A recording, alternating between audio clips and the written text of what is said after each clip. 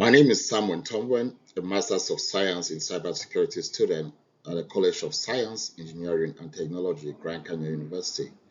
The title of this presentation is Cyber Threat and Attack Vectors. The title of this course is Cyber Warfare and Applications. Let's look at relevant information that we shared in the previous presentation. In the C-suite presentation, we learned about the different types of threat actors in the digital world.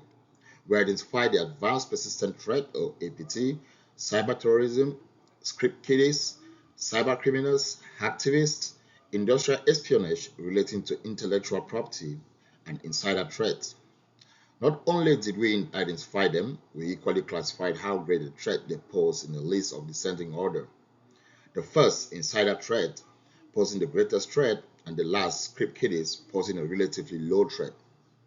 We also talked about the adversary models of different threats comprising of their goals, assumptions, and capability. Let's look at the potential system attacks and the actors. The first is the Advanced Persistent Threat, or APT. APTs are sophisticated cyber attacks that can last long periods of time in a system or network undetected. A potential APT would be DNS tunneling. DNS tunneling is a type of cyber attack that hackers use to bypass traditional security systems like firewalls to gain illegal access to systems and networks. Malicious programs are encoded within DNS queries and responses that most security programs ignore. These malicious programs, once they are inside, launch onto target servers, giving the hackers remote access. DNS tunneling attacks are especially dangerous because they can go unnoticed for long periods of time. This is a typical case of APT because it is sophisticated, stealthy, and can go unnoticed for a long period of time. Cyber terrorism. A distributed denial of service, or DDoS attack, is one that hackers use false requests and traffic to overwhelm several systems and shut them down. When this occurs, there is usually panic as to why so many systems will shut down at the same time. One characteristic of cyber terrorism is that it is intended to cause fear or panic in the communities affected. Script kiddies. Denial of service, or DOS attack, is an attack that overwhelms a website, device, or network with traffic causing it to malfunction or crash. Script kiddies can use pre-made hacking software that will allow them easily carry out such attacks.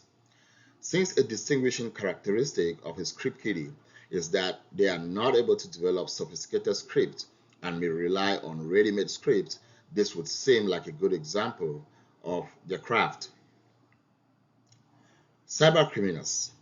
There is a range of examples for cyber criminals as they could comfortably fall under 5 categories. An example of a potential cyber criminal attack would be a cross-site scripting attack, which allows hackers to gain unauthorized access to an application or website. Cyber criminals find vulnerable websites and cause them to install malicious JavaScript to users. When the script runs on a user browser, the hacker is able to pretend as the user's account and do whatever the user can do. Hacktivists. A potential cyber attack performed by hacktivists is a URL manipulation. The main aim of a hacktivist attack is to send out a message. With a URL manipulation attack, hackers can alter the parameters in a URL address to redirect users to a different site where they have hosted their page with the message they intend to spread. Industrial espionage relating to intellectual property. An example of an industrial espionage relating to intellectual property attack is spyware attack. The name of the attack gives it away, as it is a kind of attack where hackers use malicious software to spy on people or organizations. Since industrial espionage relating to intellectual property covers attacks where hackers steal intellectual property from people or organizations. Insider threat. An insider threat occurs when the threat comes from within an organization, as the name would suggest. A potential insider threat example is an administrator works on a user's computer using administrative privileges and forgets to sign out after he finishes the work. The user can have administrative access even when they're not supposed to have them. Let's look at the difference between a threat and vulnerability. A threat is a potential for a threat agent to exploit vulnerability. That's according to Posner in 2023. A threat, therefore, is a possibility of a successful attack that aims to take advantage of a weakness. Threats can be natural or man-made and can be accidental or intentional.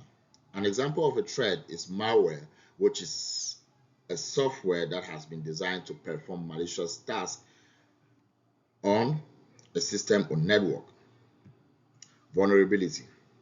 On the other hand, vulnerability is a flaw or weakness in an asset that could be exploited by a threat. Generally speaking, a threat needs a vulnerability to be successful. An example of a vulnerability is a networked Windows 10 laptop, which is not up to date and does not have any endpoint protection software installed in it. If a threat such as a malware comes in contact with it, there is a high potential that the threat intention will be successful. Let's look at possible attacks from the different actors. Here we will look at two different attacks per actor, and we will go the list of descending order, going from the actor with the least threat to the actor with the greatest threat. Start from the script kiddies. Drive-by download attacks are attacks where hackers take advantage of vulnerabilities in plugins, web browsers, and apps to install malware on a user's device without the user knowing. Although it sounds a bit sophisticated, script kiddies can still use ready-made scripts to take advantage of these vulnerabilities. Password attacks can be used by script kiddies at different levels, such as brute force. They can use brute force by using logins linked to the dark web, since more users use the same password across accounts. Industrial espionage relating to intellectual property. Man-in-the-middle attacks occur when hackers intercept your network and listen to the flow of data. Mostly the intention here is to steal information that is not publicly available and can possibly be used to gain an advantage on the owner. That is a characteristic of industrial espionage relating to intellectual property.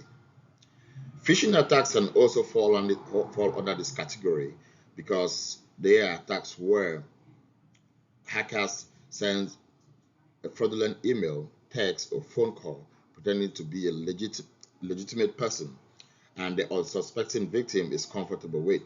The intention is usually to lure the victim to send them information that they should not have access to. Cyber criminals.